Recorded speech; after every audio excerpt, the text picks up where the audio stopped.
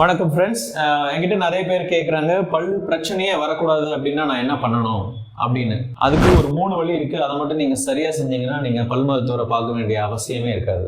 என்னன்னு கேட்டீங்கன்னா, முதல்ல உங்களோட food habits, sugary substance, packed items, இது மாதிரியான ஸ்டிக்கி ஃபுட்ஸ், இது மாதிரியான விஷயங்களை நீங்க அடிக்கடி சாப்பிட்றத தவிர்க்கணும். பெரும்பாலும் சாப்பிடாம இருந்தாலுமே நல்லதுதான். ஒருவேளை சாப்பிட்டீங்கன்னா உடனடியாக நீங்க பல்ல சுத்தம் பண்ணிக்கணும். ரெண்டாவது, உங்களுடைய ஓரல் ஹைஜீன் ஹேபிட்ஸ்.